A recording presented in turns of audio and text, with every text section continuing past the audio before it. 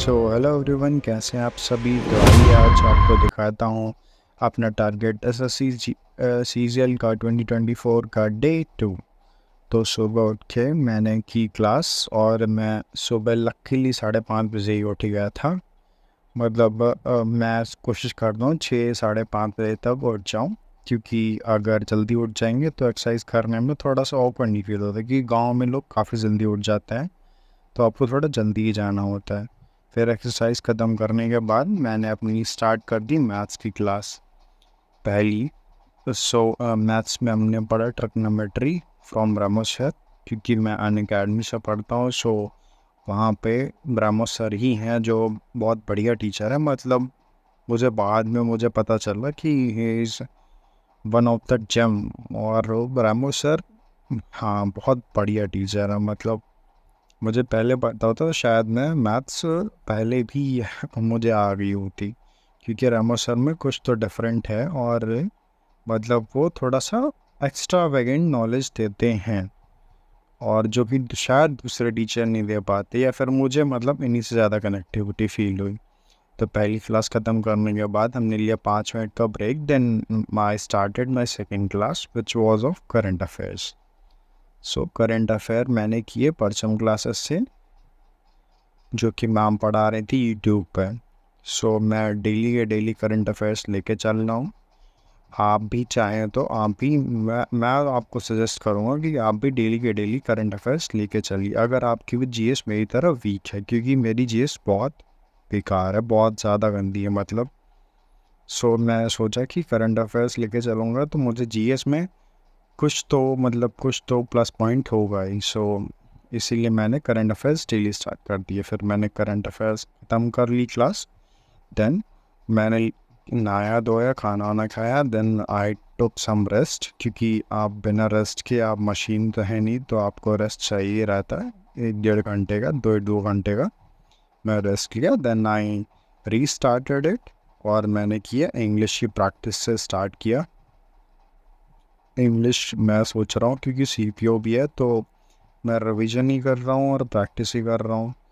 तो मैं सोचा कि मैं अब रिवीजन भी कर लेता हूँ, वो साथ के साथ ही बुक्स से क्वेश्चन भी लगाता चलता हूँ, क्योंकि इंग्लिश मुझे आती थी। और मैं बट मतलब बीच में यूपी कांस्टेबल की वजह से मैंने इंग्लिश छोड़ दी, और उसी के चक्कर में मेरा इंग्लिश में काफ़ी ज़्यादा गैप हो गया, और मैं बहुत सी चीज़ें इंग्लिश की मिस कर गया हूँ। मुझे अभी खुद फिर से याद करनी पड़ रही हैं।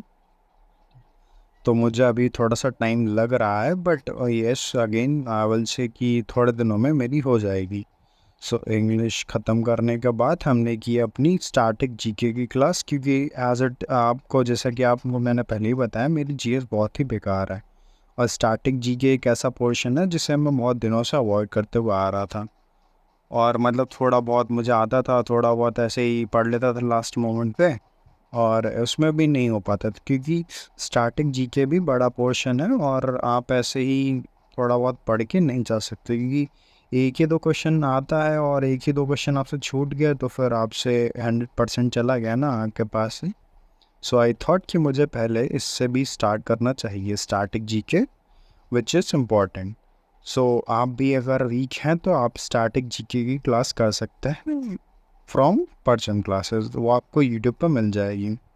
फिर मैंने की रीजनिंग की प्रैक्टिस क्लास। मैंने कोई रीजनिंग का फाउंडेशन बैच तो नहीं लिया है, बट मैं प्रैक्टिस क्लास ही कर रहा हूँ, और मुझे मेरा प्रैक्टिस क्लास से हो जा रहा है। मतलब 1-2 टॉपिक्स ऐसे हैं जिन्हें आपको पढ़ना पड़ेगा फाउंडेशन बैच से, या फिर आप यूट्यूब से पढ़ सकते हैं। बाकी सब में आप ऐसे ही प्रैक्टिस से ही पढ़ सकते हैं, और बाकी तो reasoning depends on practice. Every देख लीजिए, किसी भी टॉपर से आपने रीजनिंग के लिए प्रिपरेशन की स्ट्रेटजी नहीं सुनी, क्योंकि रीजनिंग ईजी है, और रीजनिंग मतलब जितना ही आप प्रैक्टिस करेंगे उतना ही आसानी से लग जाएगी। मैं भी वही करता हूँ। मतलब अभी मैंने प्रैक्टिस उतनी नहीं स्टार्ट की है, बट अब से मैं प्रैक्टिस भी कर रहा हूँ, अभी तक मैं नहीं कर पाता था। क्लास ख़त्म करने के बाद मैंने की मोर इम्पोर्टेंटली मैथ्स प्रैक्टिस, क्योंकि मैथ्स मेरी काफ़ी कमज़ोर है। मतलब पता नहीं, मैंने सारे सब्जेक्ट शायद कमज़ोर कमज़ोर बोल दिए। बस यस, मैं हूँ वीक दोनों, मतलब जितने सब्जेक्ट मैंने बोले होंगे उतने वीक हूँ।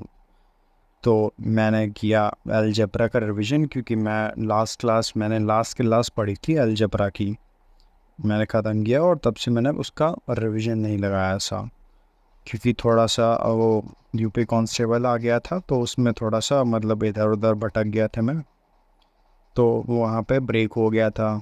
सो मैंने सोचा कि अब मुझे कर लेना चाहिए, that's why I started. Thanks for watching my video, मिलते हैं आपसे नेक्स्ट क्लास में।